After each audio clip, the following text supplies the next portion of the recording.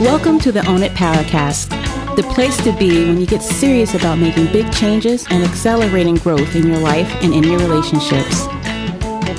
Finally create the life you've always wanted, living life on your own terms. Learn how to take your fear and turn it into powerful choices that will create sustained change. Now your host, Mary Baker. Hey everyone, welcome back to the Own It Powercast, a place where you can come to get what you need to move yourself forward. As you know, my name is Mary Baker, and I'm here to give you the education, the tools, and the motivation to identify exactly what's in your way today and what you can do about it. Because I think empowerment comes from doing, truly identifying what's really going on, what's really causing the issues, and the best part, the positive changes you can make to increase your self-confidence and take charge. So welcome to episode 15. Now, all month we've been talking about how to say no to others, setting healthy boundaries, learning how to detach and sit with reality. But on this episode, we're going to turn inward, because today it's all about how to say no to ourselves and yes to who we really want to be. Oftentimes, probably most of the time, if you struggle to hear no from others and say no to others, you probably also struggle with saying no to yourself. You may struggle with procrastination, getting things done, feeling motivated, feeling good about your choices throughout the day, and this just has a compounding effect for people. It can create anxiety, depression. It hammers your self-esteem. Every time you don't do something you said you wanted to take care of, you dip your self-esteem just a bit lower. So this episode is all about how to lovingly get things straight with ourselves. A question I want you to ask yourself right now is, how would you feel, how would you think, and what would you choose if you had better self-discipline? If your insides matched your outsides so much more, you'd probably feel a lot more grounded and a lot more confident. Now, of course, this is a process, and almost harder than saying no to others is actually saying no to ourselves.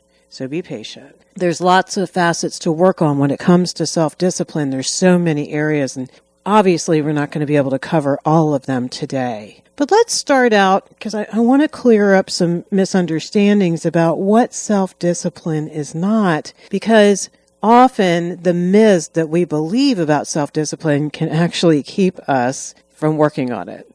So what self-discipline is not? Self-discipline is not about abusing yourself.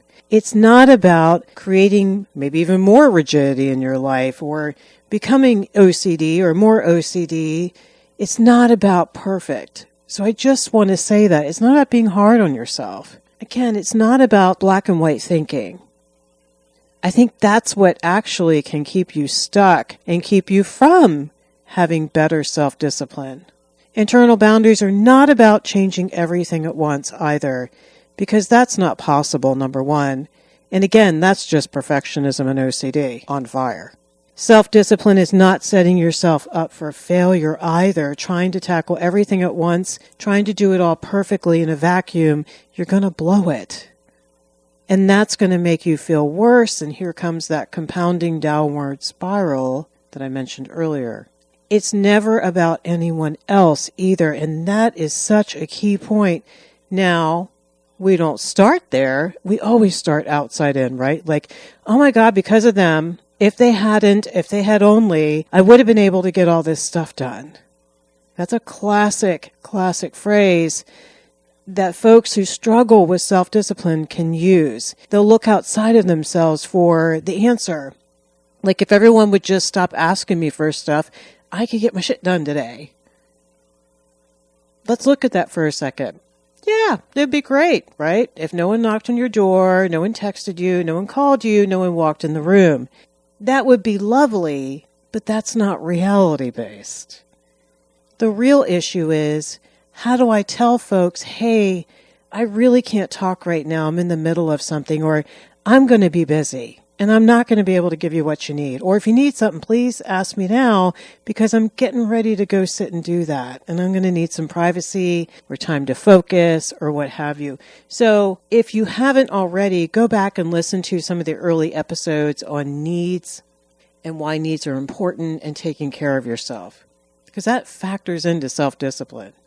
So there's a shift that needs to happen here in terms of your beliefs around what self-discipline means, because if you feel like you're just going to be controlled or it's going to make your life really constrictive to have time management, if you feel like it's actually going to keep you from feeling free, you're not going to do it. In fact, part of your rebellion, right, is probably a lot about that. There's this underlying fear that you're going to have to be this person who feels controlled. And here's the thing. When you were a kid, if you grew up with a controlling parent, let's say some of your quote-unquote rebellion might be trying to find some form of control so that you could actually, in a twisted way, I know, feel empowered.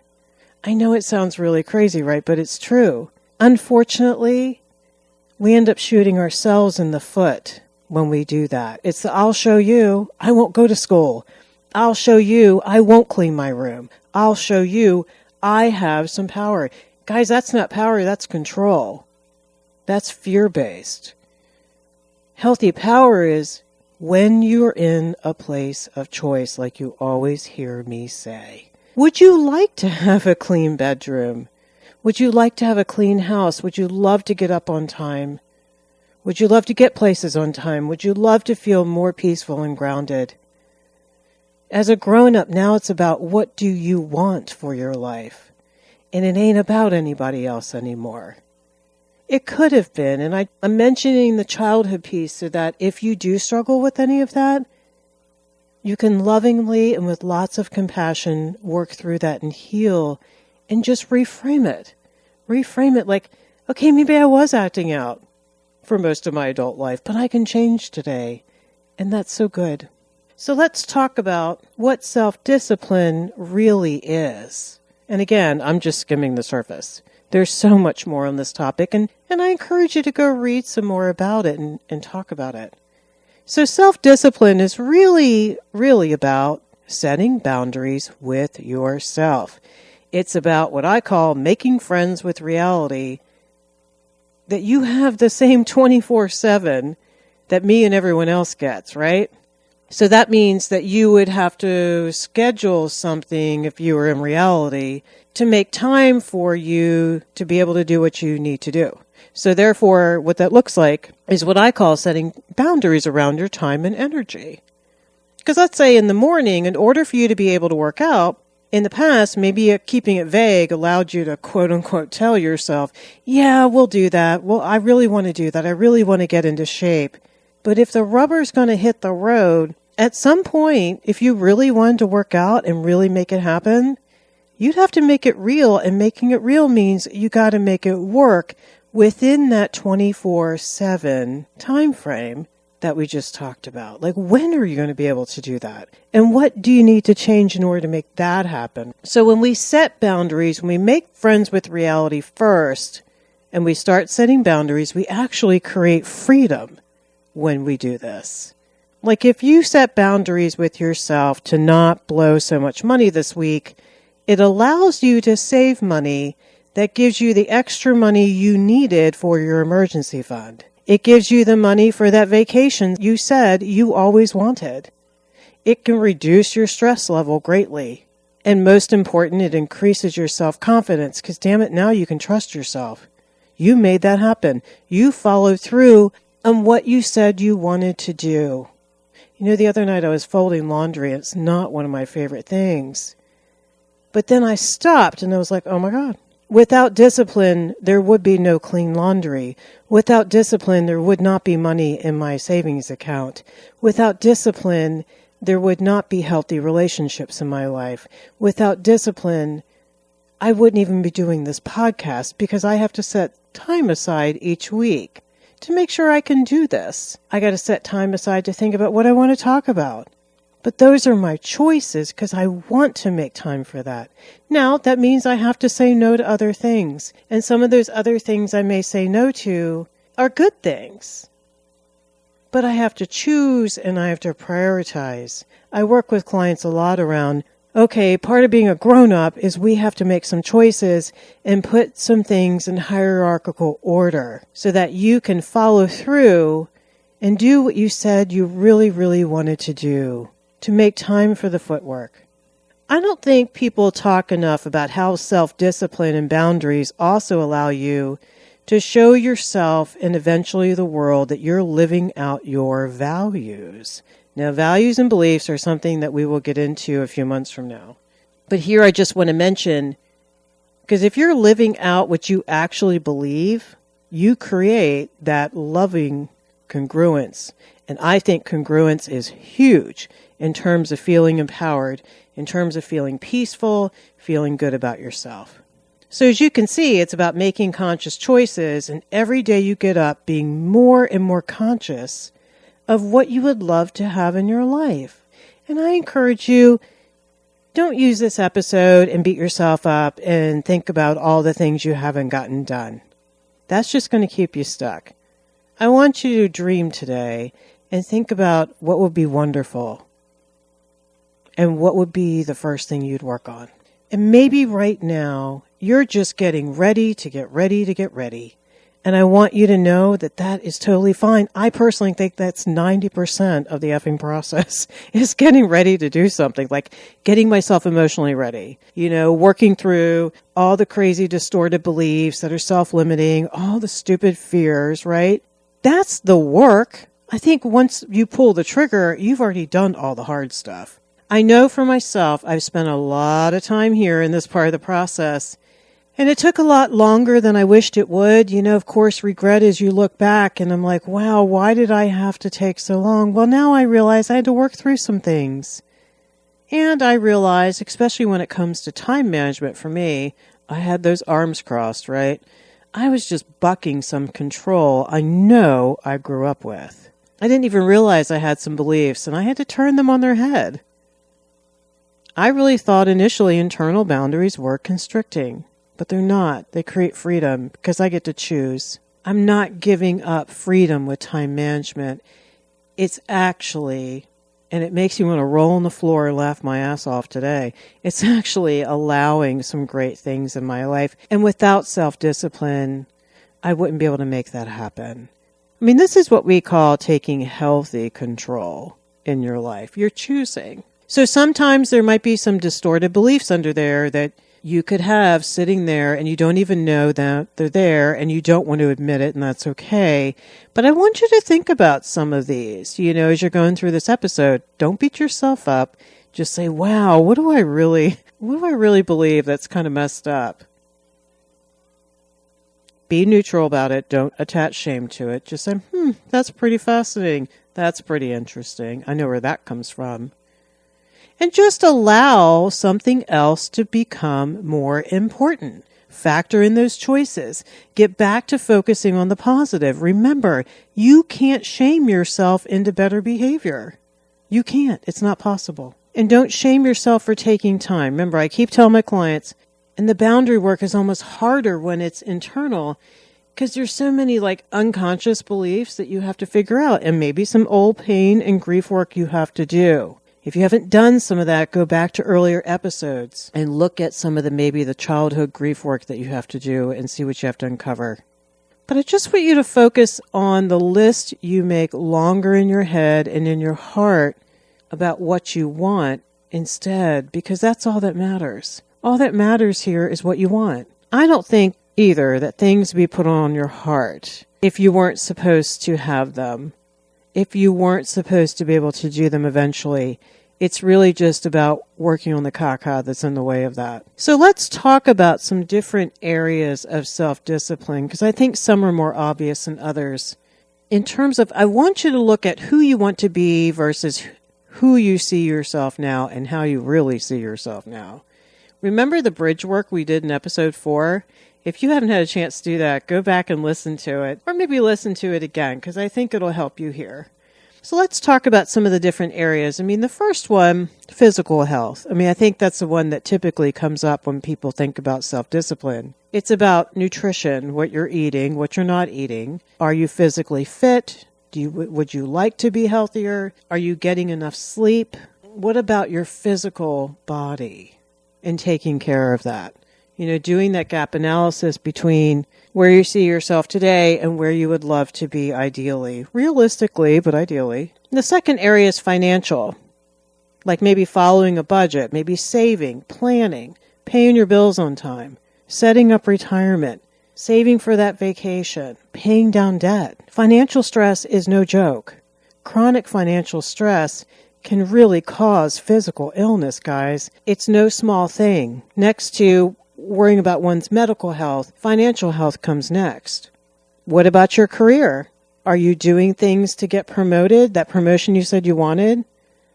Are you getting to work on time? Are you getting things done on time? Can you meet deadlines? Would you like to feel more confident and mature and be able to do better presentations, to talk to people, to greet customers? What about your relationships? Are you reliable? Would your friends say you are reliable if I asked them today? And why would they say that? Are you typically on time? Are you running around like a chicken, crazy and distracted?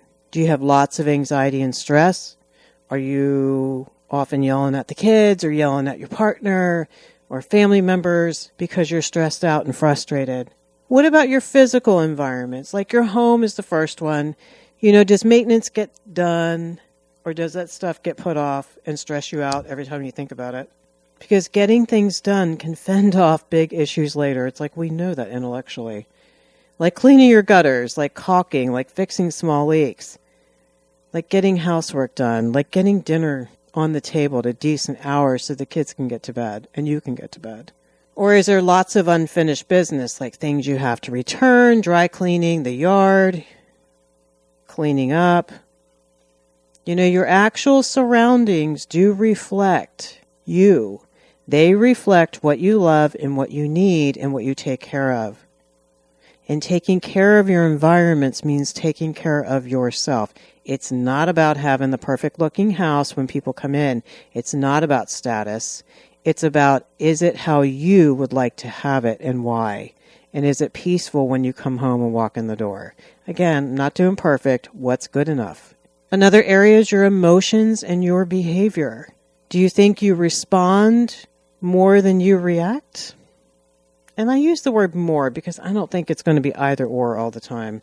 We'd love to always be responding thoughtfully, but I don't think that's realistic. But on average, how do you see yourself? So some of these things are like looking at your emotional maturity. Like, do you focus on blame outside of yourself and keep yourself a victim, even if you don't want to admit that? Now, more realistic is you're going to start there, but then do you bring it back to yourself and say, okay, what am I responsible for here? Like, what can I do to take better care of myself? I can't change them. I can't change things outside of me, but maybe I can stop expecting different. Again, more detachment and the grief work. If you have more to do, go back to those episodes and work more on that. It's okay, by the way, to keep going back and refining something. There's nothing wrong with you having to do that. It just means there's more that's come up to be worked on. And maybe you're healthier today and you have the balls to do that work that you didn't have 6 months ago. A good question to ask yourself in the moment is, this is kind of snarky, but it's true, how would a peaceful, grounded, grown-ass person handle this situation right now, and why? And why can't I do that? Now, again, I personally think if we can't do that, there's just some unresolved grief work to do. There's just some little kid stuff going on inside of you. And it keeps coming up and it keeps coming up because it's being triggered by what's currently happening. If we don't go back and do that grief work, we will act out our little 5-year-old today, no matter how old we are chronologically. Now, realistically, choosing who you want to be in this moment versus what you're really acting like is the first step. And you're going to screw it up, but just walk back in that room and say, you know what, I'm really sorry. That's not how I wanted to handle that. I got defensive with you. I reacted. I got scared. and tell them what you got scared about. I was afraid you were angry with me. I was afraid I screwed up. All that great vulnerable stuff. Every time you show your subconscious that you go back and own it, you are strengthening your ability to own it in the moment, and that gap will close over time. You are changing your identity. That you can actually do this. You do a lot of this work experientially. Discipline is about, okay, I woke up late yesterday. Let me do it different this morning. I love it because every 5 minutes we get a new chance for a lot of things to do it differently. Walk back in the kitchen and get the dishes done. You said you wanted to have them done before you went to bed. Okay. So you forgot and you're ready to go to bed and you're like, crap. Go back and do it. The next night you're not going to want to have to do them at 10 o'clock at night because you're tired. So then you'll change it. Your behaviors, your practicing new behaviors will give you data that you will internalize and sift through and sort through and keep choosing. The last area is a sense of purpose. Are you pursuing things that you love? Things that you're passionate about? Using your gifts? I sit with a lot of people who aren't doing that because a lot of times it takes discipline to make that happen. This means internal boundaries. It means doing things you need to do in other areas of your life to make this possible. Setting aside time and energy if you want to start that side hustle or that passion project or go back to school. It's going to take a hell of a lot of discipline if you already have a situated life where you have a mortgage and you have kids and you have to keep that day job that you're not terribly happy in because it's not your dharma. So it's going to take commitment and discipline to create space and time and energy to follow your sense of purpose. It is so worth it. So as you can see, all the pieces of self-discipline impact each other. You know, I often talk to clients about what I call the domino effect. And I know you've heard me say it before, but I think it's really important. So you look at like the current symptom, like the house is a mess. So let's use this as an obvious example, but I want you to template this to other areas of your life. Okay. So first is like, why can I not clean up this damn house? Why is it a mess, right? So get out a piece of paper and write this down when you run into these situations, okay? And what I want you to do is take the current symptom and we're going to work backwards from there. The current symptom is the last domino on the table to fall. You've got all these dominoes, you know, in a line, and one hits the other, hits the other, hits the other. Okay. So we're going to work backwards from the mess. And we're going to say, okay, what's creating the mess? Like, what is it? Is it people's stuff lying around? Is it just dirty? Is it the pets? I mean, what is it? You know what it is. And it's probably not just one thing. I mean, life's just not that simple. It's probably people's crap everywhere, people not cleaning up after themselves, vacuum not being run, things like that. Write that down. Okay. So maybe one of the dominoes before that is, maybe there aren't great places for people to put away their things, so they're dumping them in the foyer, or the kitchen, or the living room.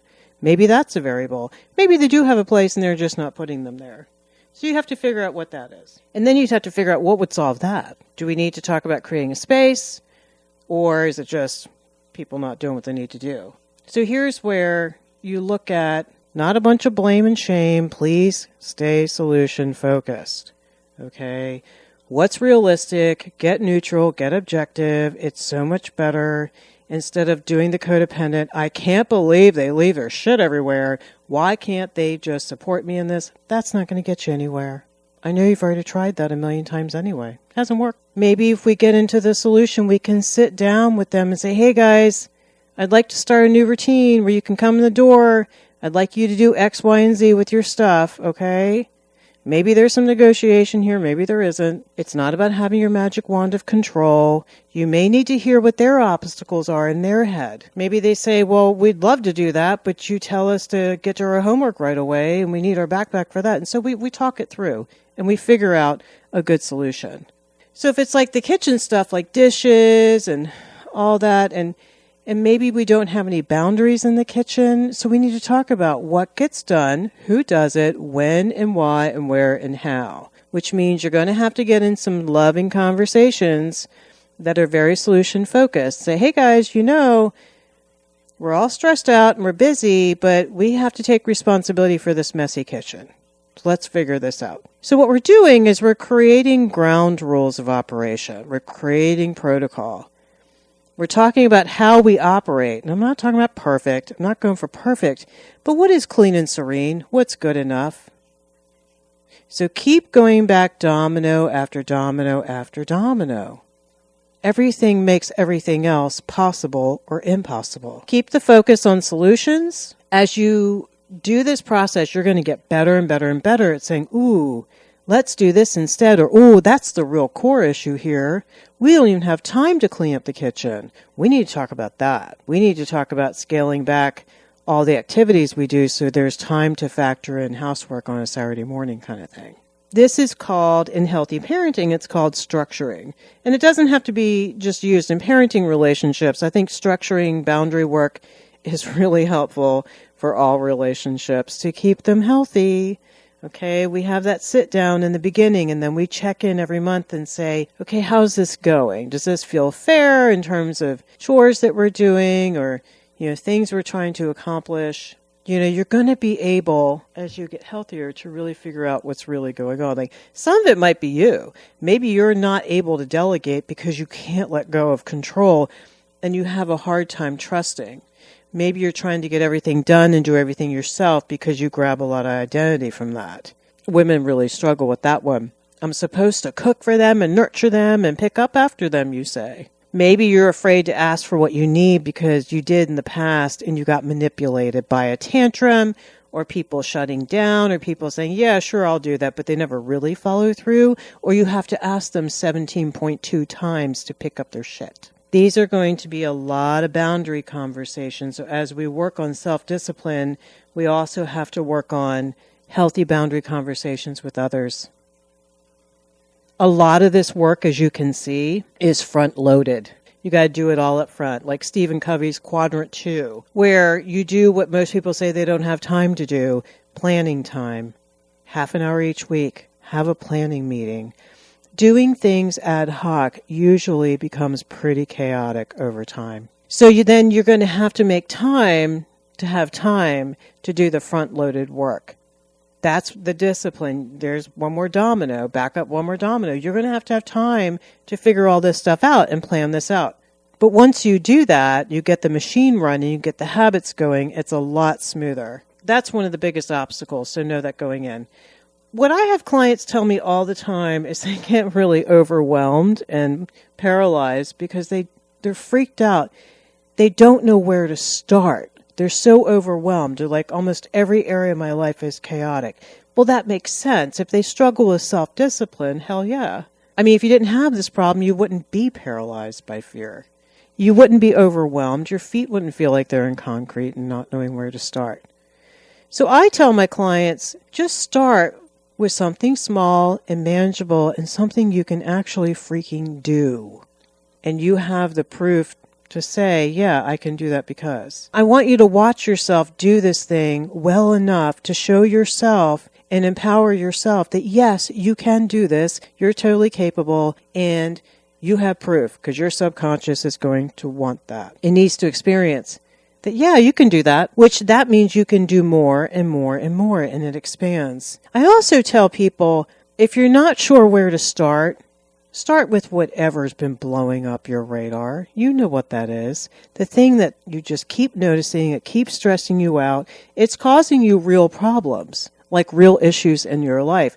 Like maybe it's your blood pressure has gone up, or your cholesterol's high, or you don't have an emergency fund and the car just broke down. So start there. What I want you to know, it's like painting one room in your house. You've heard me say this before. Oh, don't worry. Once you get this thing in a better place, the next thing will surely pop up because contrast gets created between the newly painted, lovely looking room in your house and the rest of the house that hasn't been tackled yet. So don't worry about it. The process will unfold just as it should. But just start somewhere. If you're trying to clean a messy house, pick one room or pick one task. Like, I'm going to clean up all the clutter first, or I'm going to donate everything I don't want first. Make it step by step. Make it manageable so you can metabolize it. And you're going to feel so much more energized. I mean, you did one thing. You proved to yourself, I cleaned out that closet. Now I want to clean out the other ones because this is fabulous. Now, I understand you might have like 2 things blowing up in your life at one time, and that's okay. But just try to keep it simple. Don't do more than 2.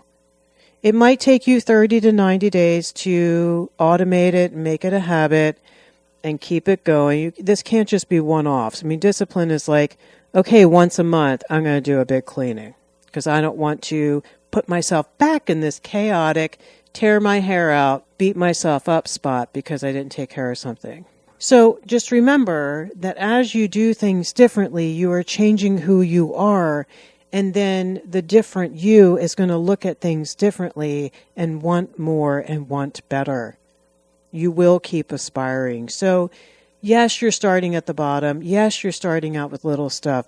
But know that that is empowering. Empowerment comes from doing.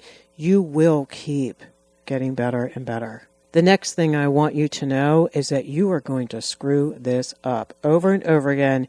You're going to fall off the horse, and it's okay. You're human. It happens. Okay, you're going to fall off the horse when you have a bad week, when the kids are sick, or you're sick, or you have an out-of-town funeral, and you forget to get all these things. It's okay. Get back on the horse. That is why that planning time once a week, just sit with yourself or sit with your partner or your family, that's why it's so important, because it gives you a chance to regroup. It's okay. It's okay. This stuff happened. I'm not real proud of it, but what do I want to do? Okay, let me get back on the horse and start over. Remember, life is long in that regard, and it's a marathon, people, not a sprint. And it's not about perfect. It's about what's good enough for you, 82.4%. What's good enough that you can go to bed tonight feeling good? Like I did most of what I wanted to get done today. Or I'm moving in that direction. Use love and compassion for the obstacles that are coming up, because all that's happening are life's gentle lessons. That's it.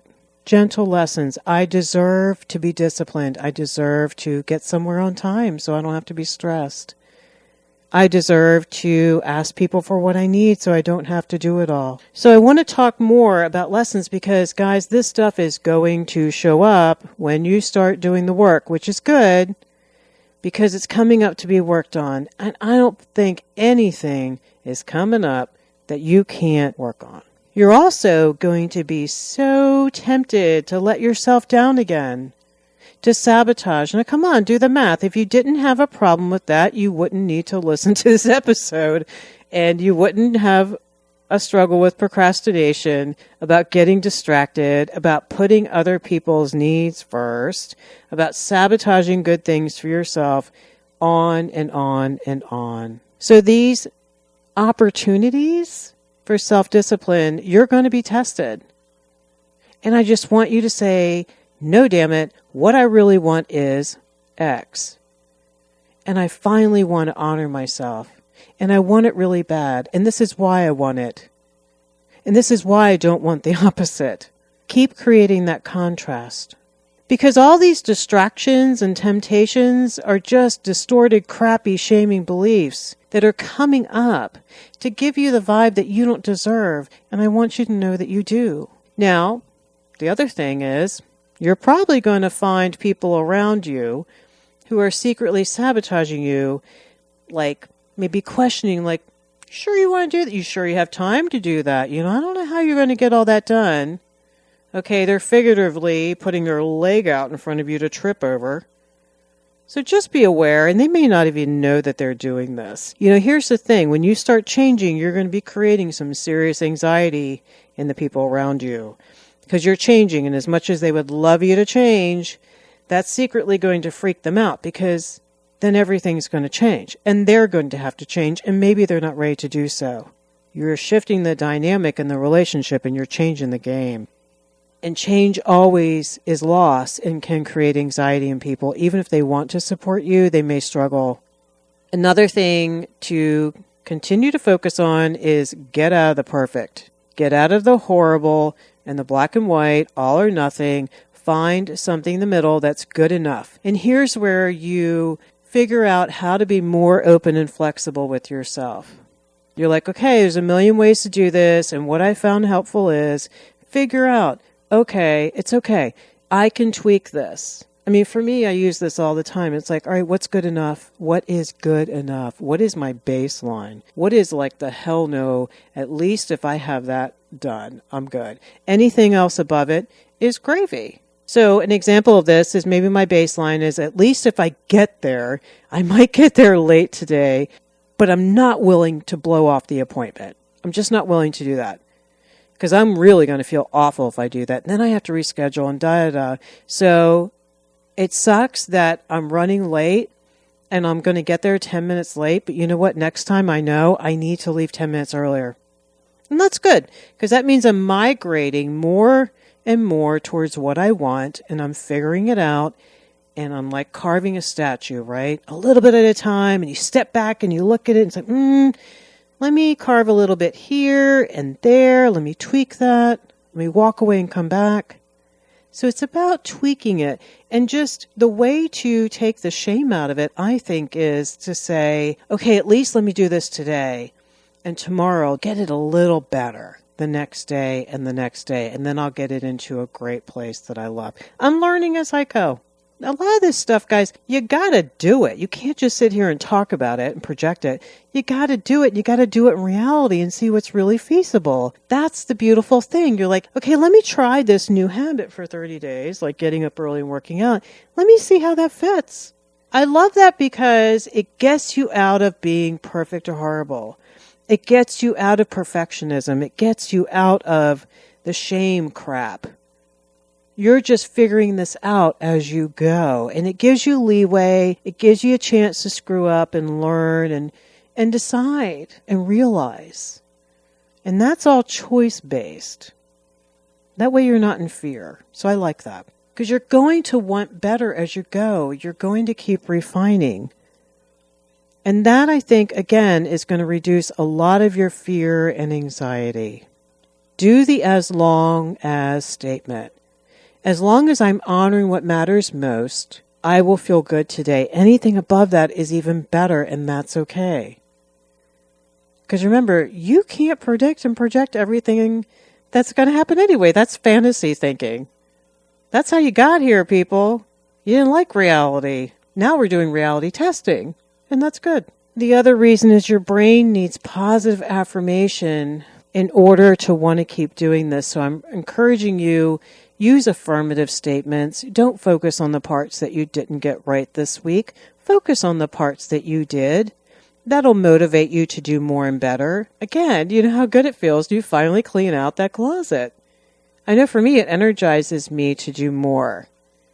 I want things in alignment. So if I start somewhere in the home, I'm going to want the rest to match. That's what's cool. I want you to continually tell yourself, it's okay, it's okay, it's okay. I want you to calm down that reptilian brain that wants to do fight or flight or freeze. Freeze is being paralyzed, not being able to do anything. Just say, it's okay. I can do this. When you hit setbacks, have your moment. You're like, ugh, I'm so pissed I didn't do it. Okay, but it's okay. And I want you to evaluate, like, oh, crap, I didn't work out this week. But that's right, I did twist my ankle. Be neutral, be positive, be honest. I don't want you to lie to yourself and say, oh, we don't need to do that, because that's not good. You're going to keep it neutral, objective, like, okay, next week I do want to get back to it. It's all about congruence. It's all about making peace with yourself. That's how I want you to look at self-discipline. It's about honoring what you said you really want in your life. And as you probably already can see, this is all about creating self-trust. And self-trust is a huge component of confidence. Because if we can't trust ourselves, how in the world can we think that anyone would believe in us? If we can't trust ourselves, we're going to put our power out there and give it to everyone else. And our happiness, our ability to get shit done is going to be contingent upon what they do and don't do. People, that's so dangerous. You're handing over your well-being to other fallible human beings just like you out there who are doing the best they can with what they have, but come on. So pull it back within yourself. Okay, so I want to do a brief exercise here, and don't worry if you're driving or you're walking or you're jogging or you're busy. Just do whatever you can do in your heart and head, and then go to the show notes at ownitpowercast.com. And if you already haven't signed up, get the download so you can sit with pen and paper and really do this later. I think it's helpful to do this more than once, to do them often. You've heard me say on previous episodes, do these for a week, like every morning for like 10 minutes and see what comes. It is so empowering. If you're a tribe member already, I know you already have this in your newsletter today, so you're all good to go. And just trust what comes up. Even if it sounds crazy, it's your truth. Okay, ready? Number 1. What has been hitting your radar the most lately that you want to change? Why does that make sense? What kind of pain has it been causing you? Number 2, where do you think you can start? Like, where is that small place where you think you can begin this week? Pick something that's small enough and manageable. Make it a success to build on. Visualize yourself doing it. Number 3, so what resistance comes up around actually changing? Like, what are your fears around doing this new behavior or stopping a behavior you think is harmful? Like, what are your beliefs that are coming up? Do you think they're distorted? Why or why not? Number 4, how wonderful is it going to feel once you've been tackling this thing that's really been hitting your radar? I want you to flesh this out and visualize it. See yourself not having this issue anymore. How is your life looking and feeling so different? How are you feeling so different? How are you different? And the final one, how are you secretly excited to do this work? How do you secretly know that you can totally knock this out of the park? You know, sometimes it's harder for us to admit how we think we're the shit rather than what we're not good at. So just think about that for a moment. Okay, so look at your answers and just trust whatever came up was the truth that was supposed to come up right now for you. For the written questions, there are some bonus questions in there, so it's a little bit different, which is cool. So when you have time, you can take this a little bit further. But how does it actually feel to make this real? You're really doing this. You're listening to this episode. You're ready to make some changes. I want you to know it's okay to be both scared and excited at the same time. It's okay to have doubts. But know that getting up and putting one foot in front of the other and just doing it again and again and keeping it simple and keeping it manageable, keep it to your baseline, like the hell or high water statement. I'm getting this done. That's all I'm going to do. I'm not going to try to do everything else. How does that feel? I want you to know a few things. I want you to know that you deserve better.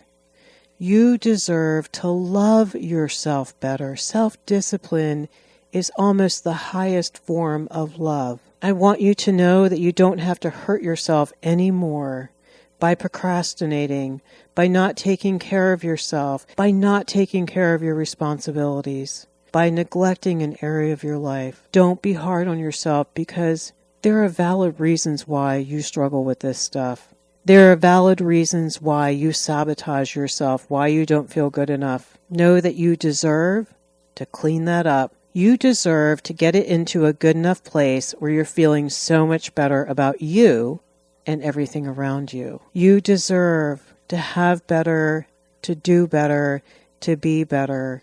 And if tears are coming up right now, that's okay. Those are your healing tears.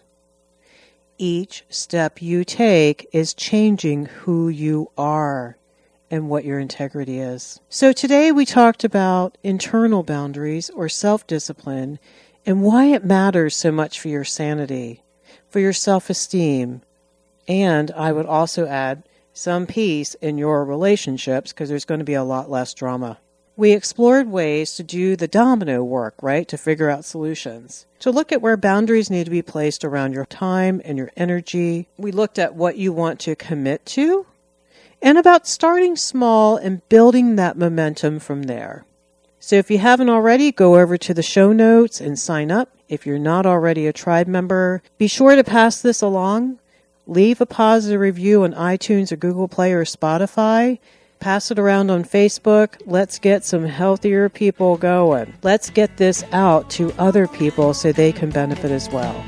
So, as I always say, pay it forward, keep focusing on you, and see you next time.